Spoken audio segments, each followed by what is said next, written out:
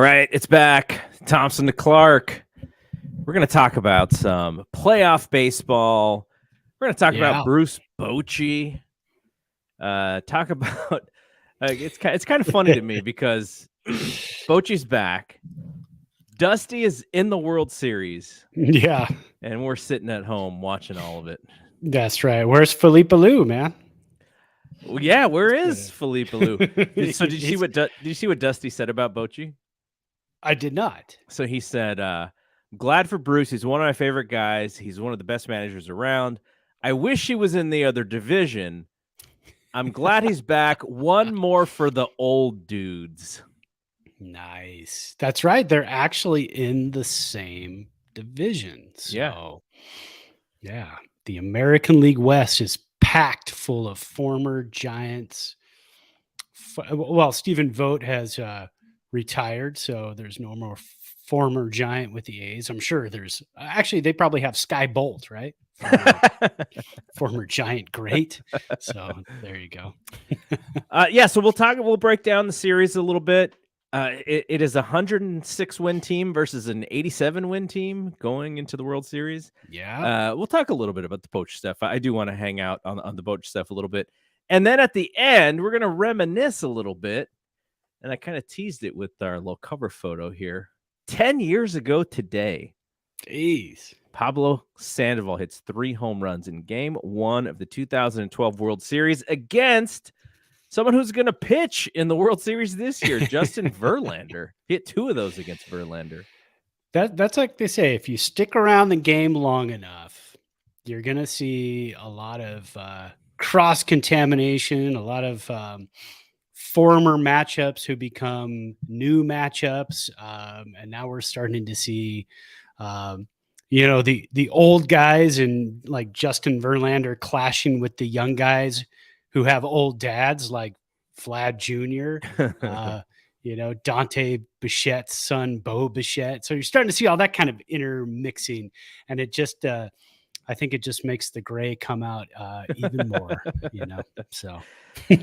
All right. So we talked about this a little bit last week with Bruce Bochy. He was the only one who had, I guess he was the only one who had talked to Texas at that point, but they didn't even really formally interview him.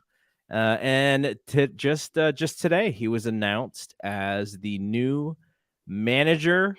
I think he just literally said, like, I just missed baseball, which was it was kind of a cool, like, if you're a Rangers fan, you're like, yeah, like, this guy's just a lifer, man. He just wants to come back to the game. And I wonder, this is actually an interesting thing, and hopefully one of the really good writers tackles it, which is, I saw Tim Flannery. He had a tweet the other day about, like, the Yankees had like 50 strikeouts in like 40 innings or something in the ALCS, and he's like, analytics is just a hoax.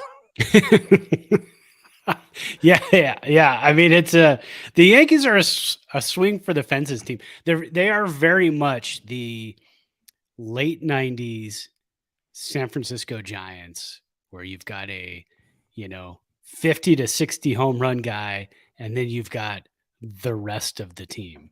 So Judge carried that offense for quite a while, and a lot of interchanging parts. I think John Boy had posted all the different lineups that were used in just the playoffs, and he said that was extremely frustrating to watch. And it's like, you're not a Giants fan, right? So you don't know what it's like to have 178 different lineups. So, do you think it's a little bit of like the old guard versus the new guard? Because in order to manage, Dusty and Bochy have to sort of still work with their front offices for the overall game plan, right? It is very much they are manager in the sense of the word. They're not just on-field coach. And we saw La Russa, Buck Showalter is still managing, but then on the flip side, Gabe Kepler, Dave Roberts, new age managers who are very much running a playbook in a sense. And, I think after the Dodgers just lost in the divisional series, there was gosh, I don't know who the writer was, but Ken Rosenthal talked about it on his podcast where he basically said, like, you got to do something different. Like the way that they're running out this pitching staff, every year except for that bubble year, it's not working in the postseason. So that's an interesting dynamic. I hope to see one of the smarter baseball writers out there kind of go like, oh yeah, here's the old guard, here's the new guard. Like, how's it working? Because Dusty is in line to win his first World Series ever at, he was coaching the Giants, managing the Giants when we were in high school, or very close. You were probably right out of high school. And so that's a long time, man, for that guy to be around, and he's still doing it. It's amazing to see. Well, and he was in the World Series last year, and they got beat by the Braves. And he's back. I think nowadays you have managers and you have a collective. And the Giants right now have a collective. They have a coaching staff, they have a front office, they have a manager that all just kind of work together. I hope Bochy is coming back as a manager. And I think that's the only situation he would come back to. He's not going to come back and be part of a collective. He was part of a collective with the Giants in 2019. And it was kind of like, this is what it's like to be in a collective and to do the analytics and do all that stuff. Yeah, I'm good. I don't really need this anymore. Right. So him coming back into a situation, he's coming back as a manager. Dusty Baker is a manager. Is Rob Thompson in Philly part of a collective? I'm not quite sure. I think they're a little bit of a hybrid. Gabe Kepler left that situation. Joe Girardi left that situation, not on his own volition, but he was relieved of his duties. It's going out firing, like, yeah. But if they win the World Series, he gets a ring. So good for him. But I think that's kind of what you have right now is manager and you have collective. And you do have a little bit of the hybrid. I would like to see the Giants become a little bit more of a hybrid. Could Zadie want to be the guy though? If he's not the number one, I think so. I think he's okay with that. I think he's okay with letting go of the reins. I don't know. Honestly, I don't know if there's been a deep dive on this team when it comes to Zadie's role and Kepler's role and the rest of the coaching staff's role. We know that there's been a deep dive on Kepler and the coaching staff and how they do things. We've seen that over the last couple of years. But I don't think the way Zadie talks, I don't think there's a finger on the pulse of, that this is who you can use pitching wise tonight. This is who you can do this. This is how you can do this. There's definitely trust there because the one thing Kepler seems to be really good at is really understanding how the players are feeling emotionally and physically and where they are confidence wise and aches and pains and all that stuff. Yeah.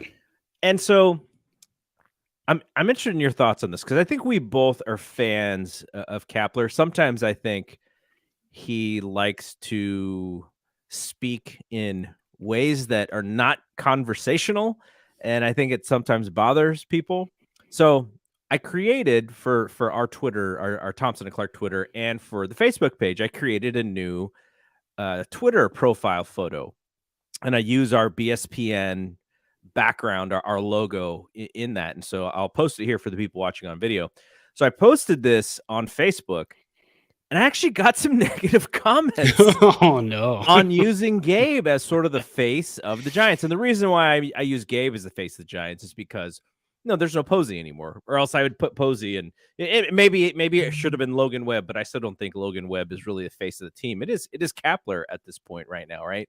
With Crawford and Belt kind of almost being done. Kepler's kind of the face, and maybe in a couple months, instead of Kepler, I'll have Aaron Judge or I'll have Trey Turner on that photo. That'd be nice.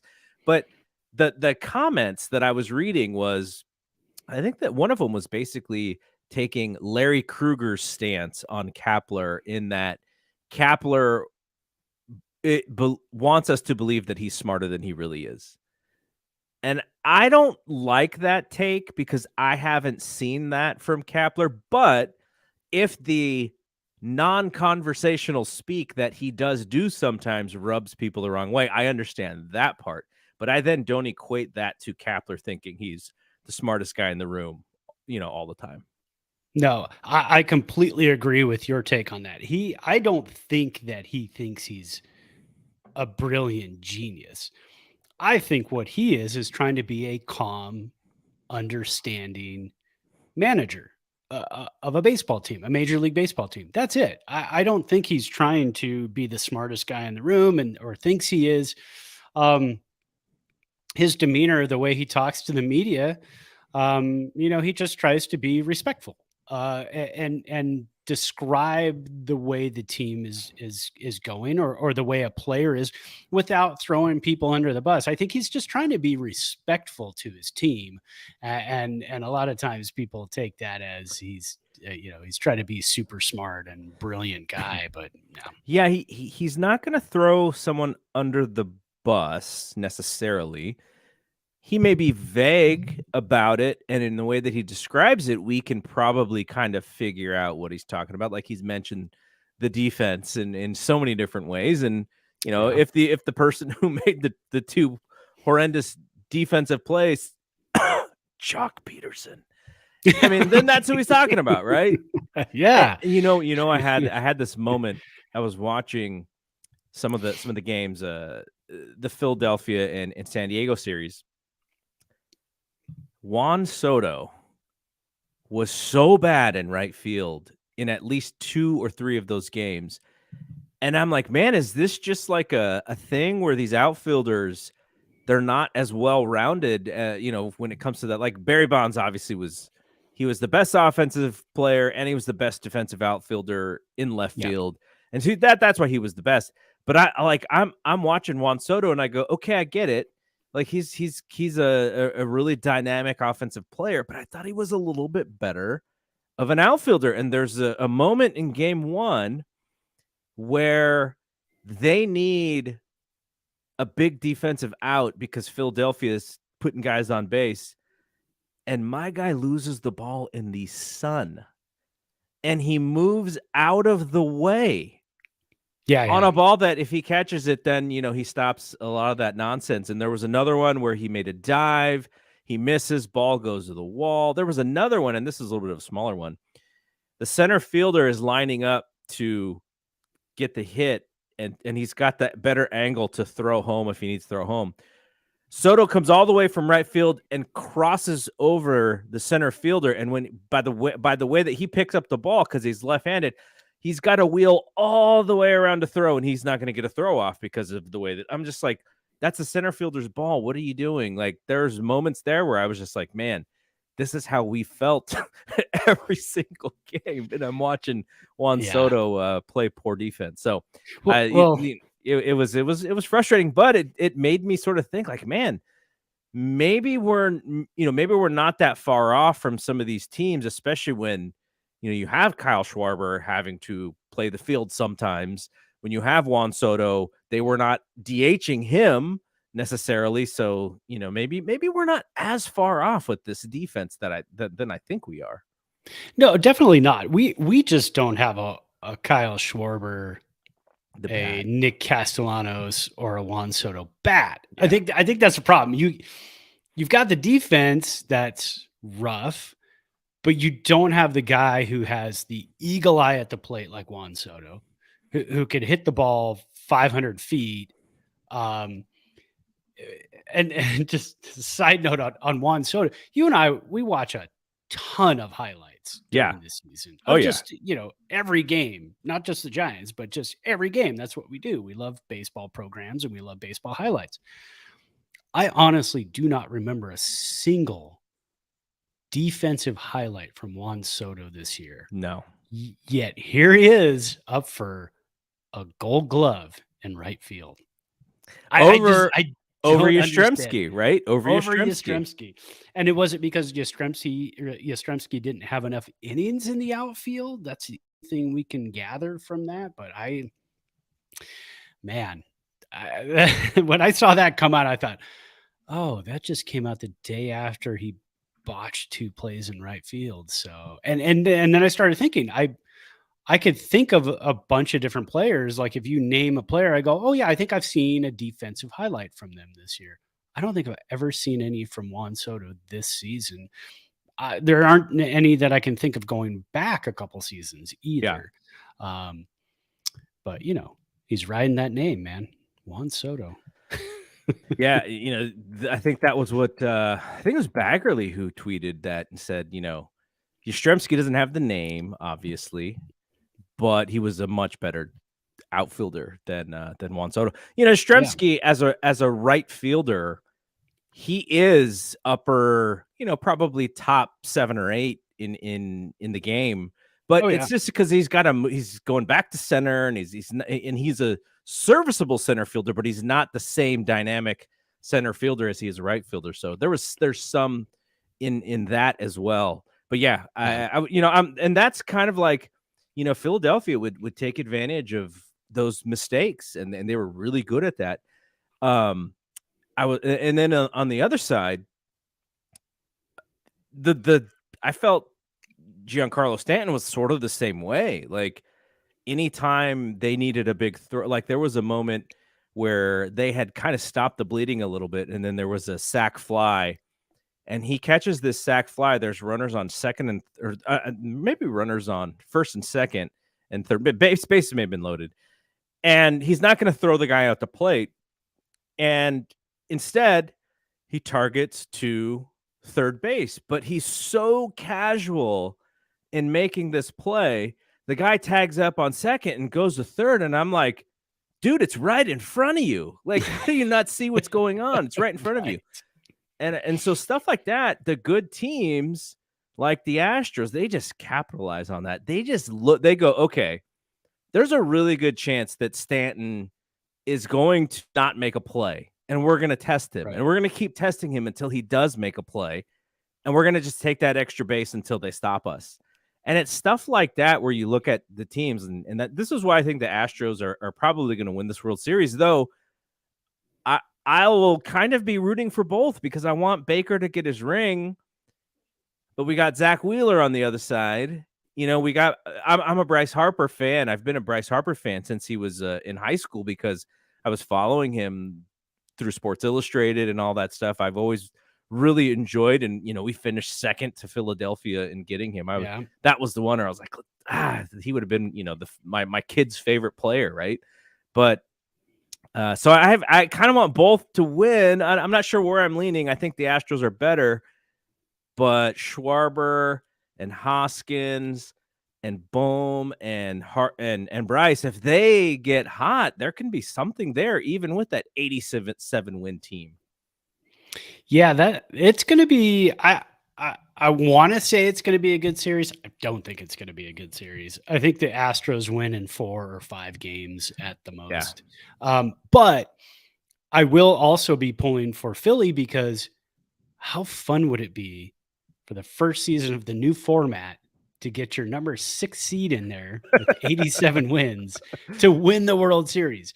Will that open up next season for some of the midline teams, the Marlins, some of the other under 500 teams to say, hey, we just need to get in. We just saw it happen. I mean, this should be enough to say that the Phillies, once you get in, anything can happen. People were pretty much writing off the Phillies when they got in too, because they said, well, they're not going to get past Atlanta. They might get past San Diego, but if it wasn't San Diego, it would have been the Dodgers. That would have been a tough matchup for them. But here they are, man. But yeah, seeing Dusty get a ring would be great. Do you think he retires if he gets the ring? Do you think he walks seems like away? He's having too much fun. He's having a really good time, and that's a very good team. And it's going to be a very good team for a while still. So they have such good young pitching, such good young starting pitching. Their bullpen is pretty nasty. And that's why I don't think Philly has much of a chance in this series. But we also didn't think they had much of a chance to make the playoffs or to win the first round or to win the second round. So when they played the Giants, I thought the Giants were better. They were, and at that time they were better. I think I got in a nice little. I like Twitter arguments about baseball. Were you arguing with someone? Yeah, not really arguing, but they said, they said this new format is a joke and Philly doesn't deserve to be there and they're not that good of a team. But I looked at it on May 31st. And I use old school. I mean, I write it down on like I'm old. On You're not using the notes app in the phone yet. No, I didn't have time. I had a pen and a paper here, and I wrote it down. May 31st, they were 21-29. The Phillies, 8 games under 500. But since then, they went 66-46. So during that span, they were an above 20 games over 500 team.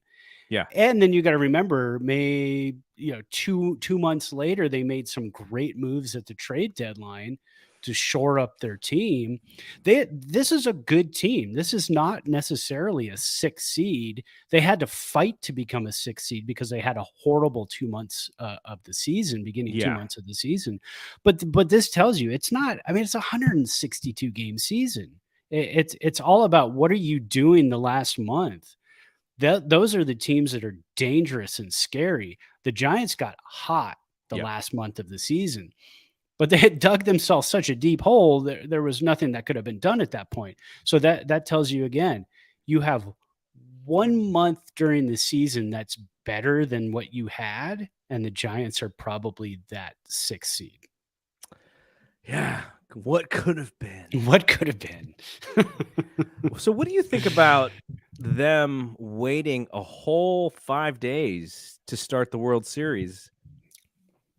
I mean, it's in the schedule. You can't do anything about it. I saw once these 2 series ended, I look at the schedule and I go, this is now longer than the All-Star break. Well, what I was wondering is, there was some rain in Philadelphia. There, obviously the Yankees and the Astros, they got delayed, and the Guardians game got rained out. Like, further, pushing this into, gosh, what are the 29th of October or whatever to start it's going to series. Be 28th, yeah. No, 28th. They, you could have been a little bit more flexible with the TV schedule. Though that's probably the reason you had to set the TV schedule and make sure that all these series were over, because TV is not as flexible because they have their shows and stuff. But man, starting it on a Wednesday, you could possibly be done with the series before November. And then we know when it comes to November, at least in Philadelphia, there's probably chances of rain, right? Well, we got snow here this past weekend. Not down here at 4,500 feet, but up at 7,000 feet in Tahoe. I walked out Saturday or Sunday morning and I saw snow on the mountains. I mean, so it's here. I mean, the cold weather's here. But you also have to remember too, it was that weird season because of the lockout. And so instead of ending the season on a Sunday, they ended it on a Wednesday. So that pushed everything. But yeah, I think they also could have been a little more flexible with it. Because if you're buying a World Series ticket, I think you're kind of leaving that week open, because and especially if you buy a World Series ticket and they say we could start on Wednesday, Thursday, Friday. Well, really, Wednesday, Thursday, or Friday, we could start. So be prepared. That ticket could be good for anything, any of those days. But so we are going to have a World Series winner in November, and I think we won in 2010, right, in November. But the other 2, I think, finished in October. Well, the sweep against the Tigers, that was, I think we finished that in October. And the Royal Series was 7 games, so that might have also been November. I'm gonna have to look those up. So we might have finished 2 of our 3 World Series in November. So not that far. Yeah. I the ALCS, the NLCS were not very competitive. Right. Now some of those games were close. Like there were some teeter-tottering games in Philadelphia and San Diego. The Astros really outclassed the Yankees, even more than I thought they were going to. Like, I thought that, let's go 5 or 6 games there. Astros are probably a little bit better, but they just beat them in just about every possible way. Philadelphia and San Diego, I thought that was like the 7-game series. they're not, Philadelphia, because they probably underperformed during the regular season. San Diego had more wins. San Diego had the NL West, so they had, they were behind the Dodgers and fighting the Dodgers, and they finally overcame the Dodgers. And so you're like, okay, there's the momentum, right? And Bob Melvin, I'm sure he's going to be kind of questioning himself for not bringing in Hader to go against Harper in that moment in the 8th inning. And I get it. He's like, oh, we don't want a 5-out save, but how about let's get that out. Let's worry about the 9th inning, because that's how Bochy would have managed it, right? Bochy would have managed absolutely. it and say you could have seen Romo in that situation, right, in 2012, or Javier easily. Lopez or whatever it was. But whoever's the best pitcher for that moment, let's get that. Put our best against their best, and then we'll figure out the 9th inning. And and so I think he's going to be thinking about that moment. I think he should be questioned about that moment. You had been telling me that, Hader's back, and I was like still a little worried in that 9th inning against the Dodgers. Then he just goes through those guys 1, 2, 3 strikeouts. I got to repeat. We get to repeat that moment in MLB The Show. I don't know if you've done that. Oh, yet. I haven't gotten there yet, but I just did that in the postseason program. I just did it today. I got it. I have so many programs that I need to do that I keep looking at it and I go, well, I'm working on the current program because it's almost over and I can't leave this program and do something else. So, So now, but that was fun. I very much enjoyed striking out Freddie Freeman to end that one. But gosh, like that's the one where I'm like, I'm so that moment was like, okay, I'm so thankful that we had Bruce Bochy, because he would have never let that moment get away from him like that. He would have managed that thing to the core and not worried about the 9th inning. Yeah, absolutely. And you're absolutely right. And I think, Melvin's been to the playoffs before with the A's. Yes.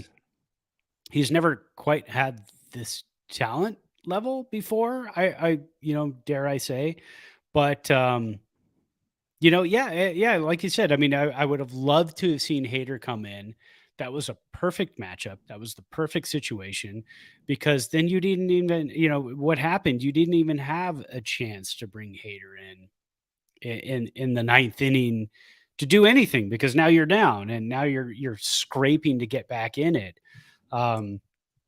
I think what happened to the Padres was what happened to the Dodgers last year. And that was, you're fighting your rival in the playoffs, beating each other up. And then you get to the next round, just like the Dodgers and Giants in the NLDS last year, you get to the next round and you're spent. Yeah. Your pitching is spent. You're emotionally spent. You're burned out. Then you go into Philly with the rabid, crazy fans. That was a scene, and that was awesome, because you had that in San Diego in the first round against the Dodgers. Not the first round, the second round, technically. I got to get used to the fact that there's another round now. So in the second round against the Dodgers, I know this is the 4th round of playoffs for the Phillies. I know. Crazy. I love it though. I mean, give me more. And honestly, instead of 2 out of 3 in the wild card round, give me 3 out of 5. Give me 3 out of 5. 3 out of 5, and then give me 4 out of 7 the rest of the way. I'll take that, because then we're gonna be playing till December, man. Let's have 150 regular season games. Let's cut those down. Oh, okay. I'm with you. I'm with you on that. More playoffs, less regular season games. I'm with you. Absolutely. Even add in another team. I don't care. Just give me more postseason baseball, because there is nothing like postseason baseball. Postseason football is great, but sometimes you get to the NFC Championship and the AFC Championship, and they're a little anticlimactic. And a lot of times you get to the Super Bowl and you go, well, these aren't the 2 teams we wanted to see, but it's the Super Bowl, so we'll watch it. Basketball playoffs, very exciting. I enjoy them. They get more exciting as the rounds go on. I think baseball, from the beginning, the first pitch of the first game of the first round, it's intense and insane. And these teams are ready to go, and so I want more of that. But back to what I was saying. So I think the Padres kind of spent themselves against the Dodgers. Then when they got to the Philly series, I think it was just a bit much. I think they were tired. I think they were beat up. I think they were worn out because again, they got past Big Brother. They got very excited. They partied. They had a good time. And then they go, yeah, on to the next round. But, I see a lot of fans on Twitter, a lot of Padres fans. We weren't supposed to be this far anyways. We weren't supposed to beat the Dodgers and, this and that. And I guarantee you if that was us, if we would have gotten past the Dodgers last year and then lost in the next round, I still would have been just as disappointed because absolutely. I would have said we should be in the World Series, 107 win team. Yeah, I mean, but that's a team who has never won the World Series, right? Like I remember, so my first World Series that I really remember is 1984. And I remember that whole season very well for a bunch of reasons, but I'll just quickly name them. My dad took me to the All-Star game that year. It was so windy and so cold. His hat flew off and he never got it back. Like that's how windy it was. Oh no. I was buying every baseball book you could possibly buy, from stats to stories to whatever. I started a scrapbook for all of my baseball photos from that year. So I was dialed in. Yeah. And I remember that Detroit Tigers team, Willie Hernandez winning the MVP as a closer. Huh? Yeah. But that good old days, man. But here's the main reason why I remember that very closely is because in 1984, we had WGN. So when I'd come home from school, there was always a Chicago Cubs game on TV. It would be the end of the game. It'd be like the last 2 or 3 innings. But I would always just turn it to WGN. I'd get home, turn to WGN, start my homework, and I would see that really good Cubs team. And so I knew that Cubs team very well. And so then the playoffs start and the Padres beat the Cubs. And I was like, wait, how does this happen? The Padres aren't even that as good as the Cubs. And then they go all the way to the World Series, but they get boat raced by Detroit. But that was like my first real baseball memory of how this thing works, was that 1984 season. And the Padres were in the World Series. And they went back to the World Series. Bochy took them back once. Yeah. And they haven't, that's it. No world championships for them. So they have yet to taste that. So there are some Padres fans that I follow on Twitter and such. And, I'm very much rooting for, if it's not us, I was kind of like, I'm fine with San Diego doing very well. I want to see those people be able to see what we got to see for those years. So. Yeah. And the atmosphere was cool because, some of the ones you like when you watch playoff games in Minnesota, the Twins, there's not much there. Sorry, Twins fans, but it's not crazy. It's not insane. It's not Philly. Yeah. San Diego, they were into it, man. And we were watching the game here. My dad was over. We had my 14-year-old's family party. So the game was on in 4K and the dudes were in this room watching it on the 4K TV. And I'm showing off I'm talking to my dad about tech specs and everything else. So it was me, my dad, and my father-in-law. And my dad looks at, we're watching it and there's panning the crowd and everything. He goes, in Philadelphia, I don't see one single Padres hat. I said, no, because I think they're on the floor. If somebody walked into that stadium with a Padres hat, I said they would have knocked that dude out. He'd be on his ass on the ground. So maybe Ted Cruz should have went to Philadelphia wearing some Padres gear. I would not be sad. But by the way, I took care of my stuff today. There you go. Yeah, there you go. There you go. Got out and got my ballot in. But yeah, it's so I think San Diego, I like you too. I was kind of hoping for it, but you can't lose because you got a crazy Philly and you got crazy San Diego fans. Oh yeah. So now and Houston's a pretty insane upbeat, crazy place to be at. And unfortunately, I think we're going to see more of Ted Cruz. I don't know. Maybe. Yeah. I'd never seen him at a baseball game before. When all of a sudden Ding Dong shows up at the, final game sitting behind home plate. What did you think about bloated. what did you think about the Yankee fans just being like, nope, we're not going. Game 4, we're gonna get swept. Tickets, Yeah. Ticket price. What are they, $21. Like $20? Yeah, $21 to get in the stadium. God, that was very surprising because Yankees fans are not like that. But they made a stand. Hey, they were pissed, man. Yeah. And they made a stand. And I kind of hope that pushes Cashman to either say goodbye or to do something different with this team. As much as people hate the Yankees, when the Yankees are good, it's good for baseball. Yeah. You get a little more interest going. So I'm okay with that. Any worries about Aaron Judge's 1 for 16 ALCS? No, he had a pretty mentally trying season, especially that last week of the season, where they kind of locked things up and all the eyes were on him. That was a lot. I mean, that was a lot for him. He doesn't seem like the type of dude who likes to revel in the spotlight. He had a couple balls that were, warning track shots, and then there was the one in right field that I forgot the guy who caught it right up against the wall. It probably wouldn't have gone over, but it would have at least hit the yellow line.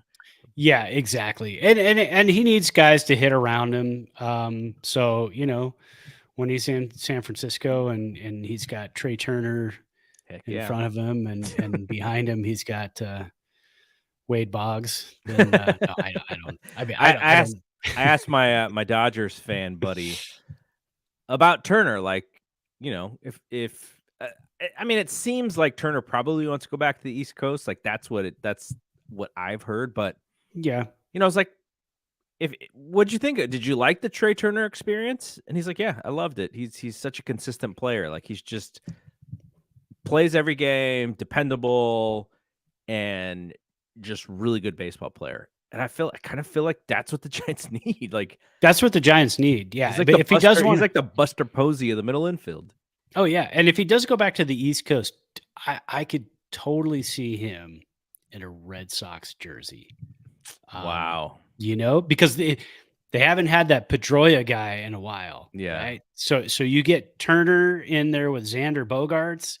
That's nasty. I mean, that's a pretty damn good up the middle of the infield. So yeah, I could see him in Boston, but I'd love to see him in a Giants uniform. Don't get me wrong, but I don't know what our purse strings are going to look like. There should be no monetary value is too much for the Giants. That's how they look. Look at their payroll last year. How much money did they save? Not digging into those deep pockets though. Yeah, and Rodon's off the books too. There's $22 million free. I know. So, I don't know, man. All right. Before we get to the Pablo memories, let's quickly talk about what we are drinking. People watching have seen my little copper mug there. I sent a note to you yesterday, and I was like, I know what I'm going to drink for the show. A Mexican Mule. There we go.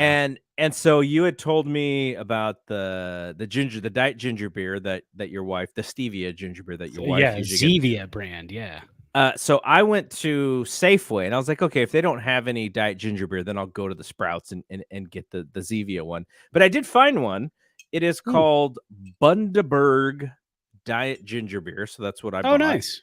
Oh, perfect. And then I got some Terramana, though I kind of fooled myself a little bit because I thought I had Terramana silver, but I actually had the gold. So I would have rather had the silver to mix, but instead I have the gold. But so I had I think it's 2 parts tequila, 3 parts ginger beer, and then like a third of a part of lime juice. So nice. Mixed it up. It's it's delicious. But now that I have this ginger beer, next week I'm probably gonna have to have a bourbon mule or whatever, the Kentucky mule, like I think is what they call it. Kentucky Mule, yeah. Yeah, so that's what I'll probably have next week. It's just the same thing, but with bourbon instead.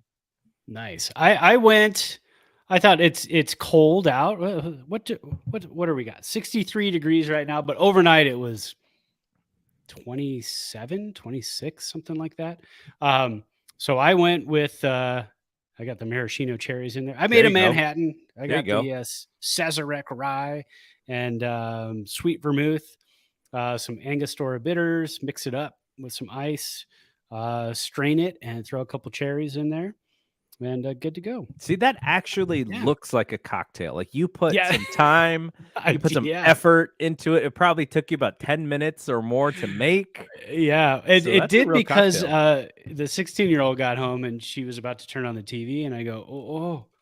I said, I got to turn on YouTube in here because I got to remember how to make a Manhattan. So give me a couple minutes. So yeah.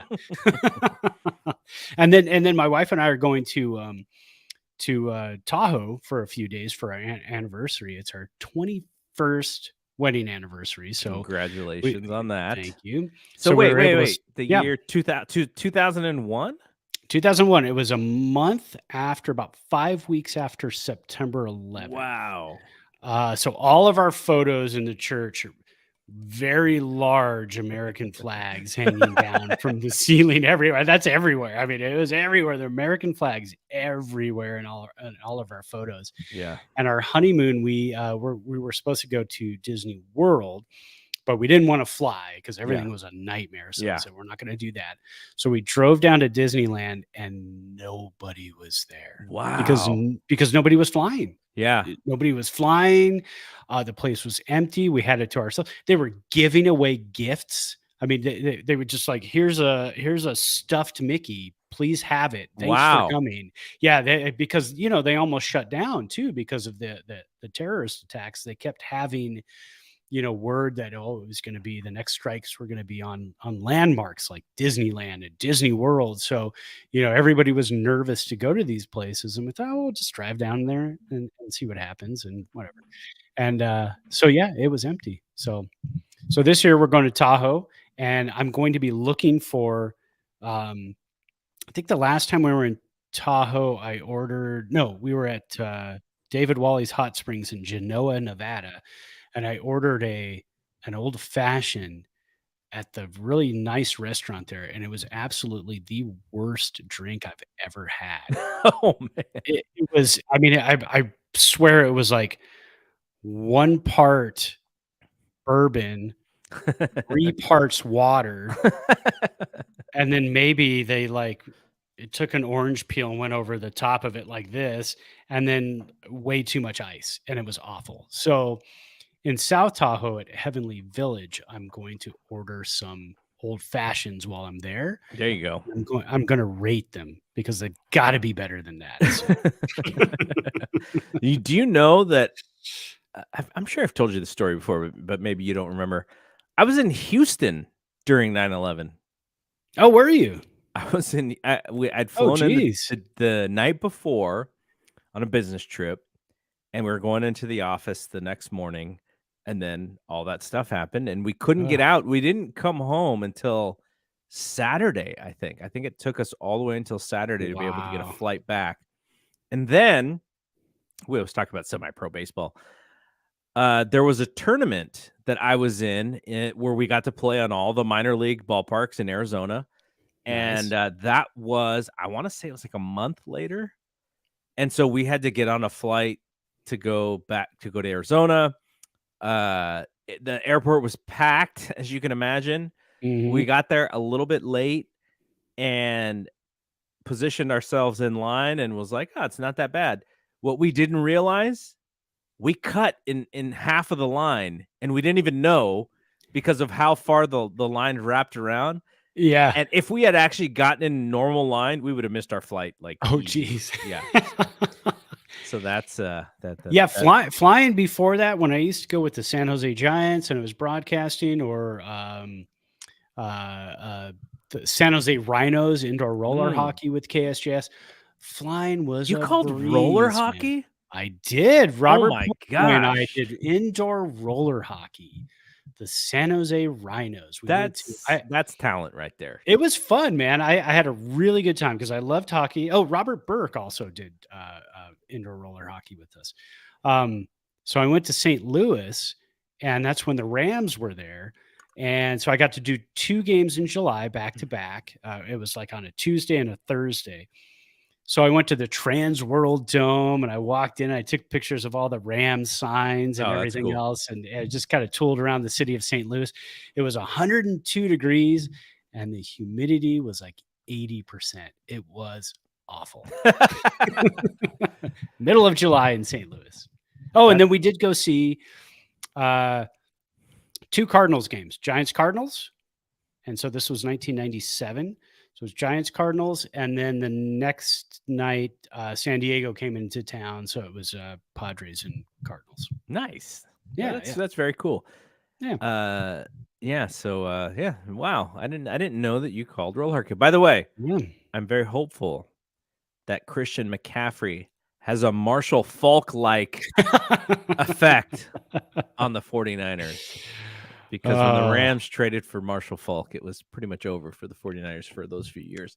It was, yes. All right. So let's talk about our last segment here. And for those watching on video, I think we can share this. I have the Pablo Sandoval against Justin Verlander clip that is roaming around Twitter somewhere. And it is Pablo taking Verlander deep. And you may be able to hear Joe Buck's voice there in the back. But I was at this game, and it is 10 years to the day, 10 years ago today, that Pablo Sandoval took Justin Verlander deep twice. And then whoever was the pitcher who replaced Verlander, Pablo took him deep for the 3rd time.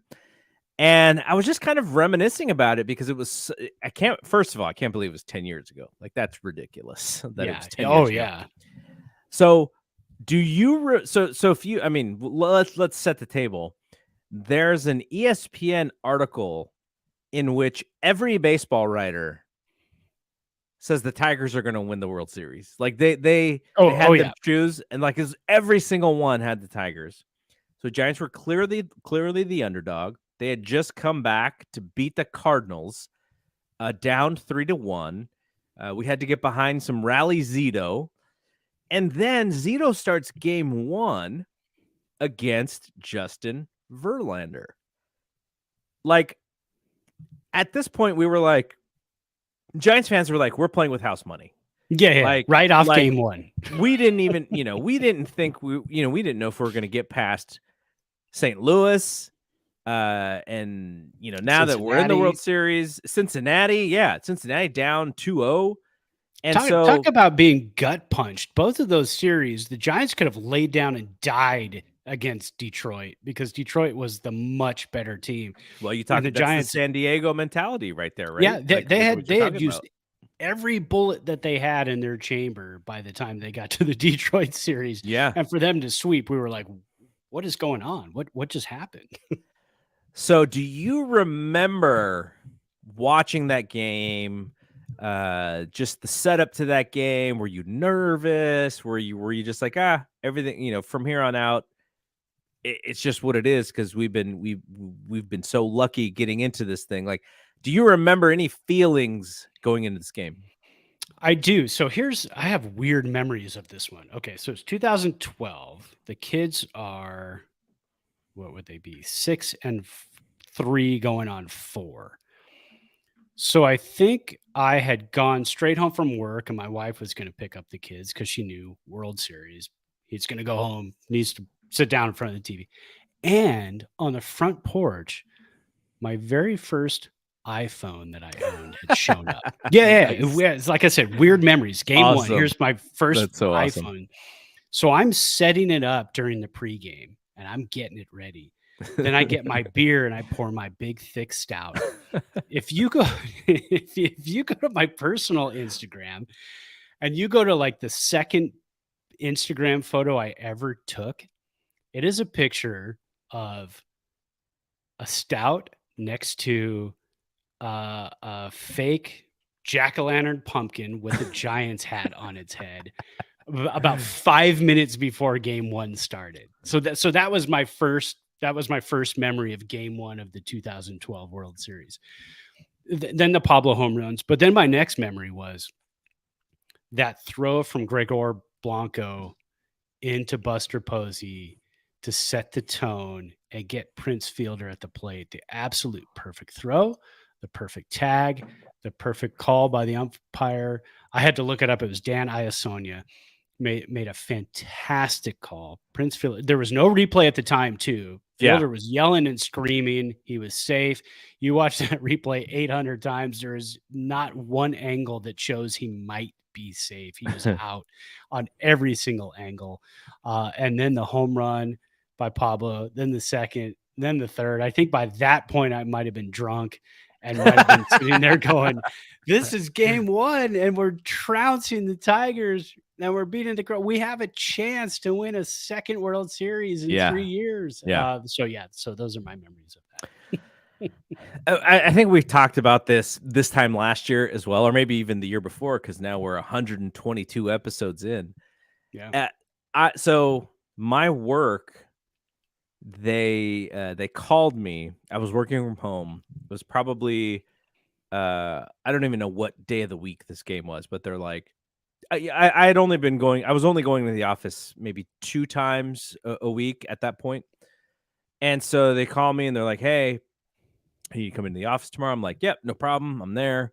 And they're like, "Because we had some, one of our financiers had tickets and gave us their World Series tickets, and so we chose you and another person, and so you're gonna get to go to the World Series."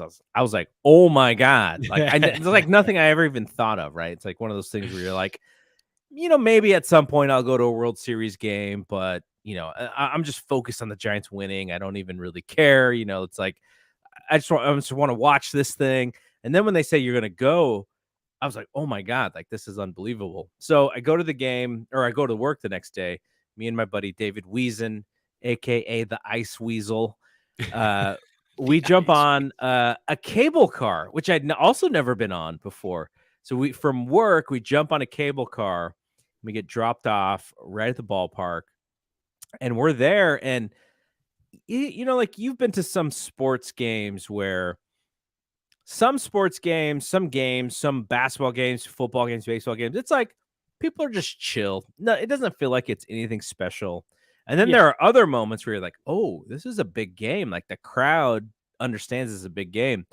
And that was like you walk into that stadium and you're like, huh, this is a little bit different. This isn't like just a normal, Friday night against San Diego kind of game. So that was really noticeable. And then just watching how they got ahead and you started to realize you're like, maybe having the experience of 2010 for these guys was very helpful, because Lincecum, you remember Lincecum was not the same in 2012. Right. He like 2011, he has a really good year. 2012, he's not good. And who's the guy that replaces Zito? Zito goes, I think, 5 1/3 or something like that. Gives up 6 hits, but only gives up 1 run. Who replaces him? And it's Lincecum. Mm-hmm. Lincecum throws 2 1/3 and strikes out 5 guys.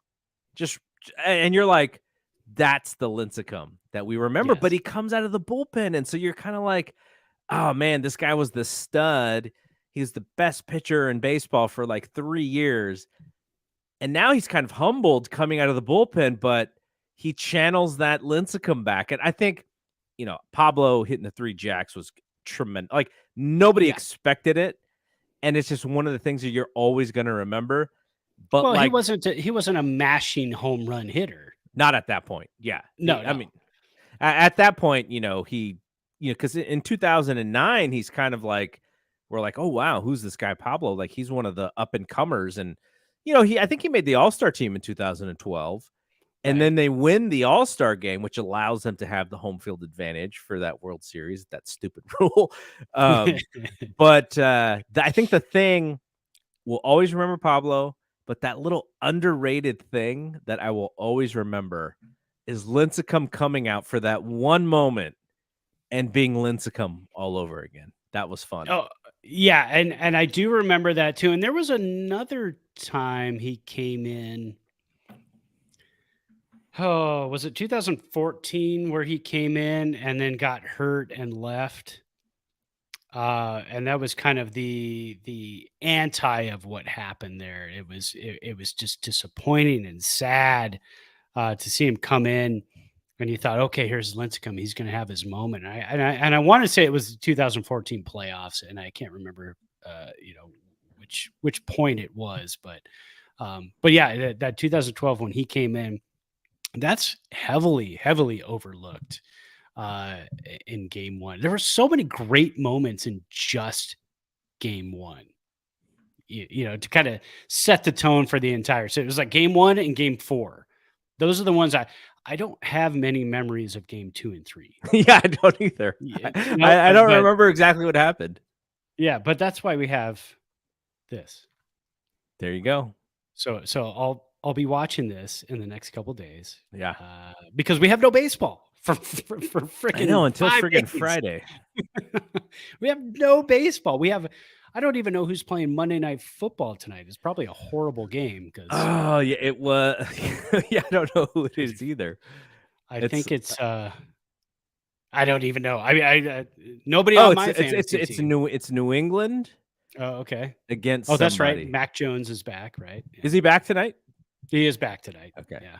I only know because in the league that you've run now it's been like 20 years. It has to have been like 20 years. I started this league in 1998. So 24 years. Because I had Tony Banks as my first quarterback. So that's amazing. That's how much of a homer I was at the time.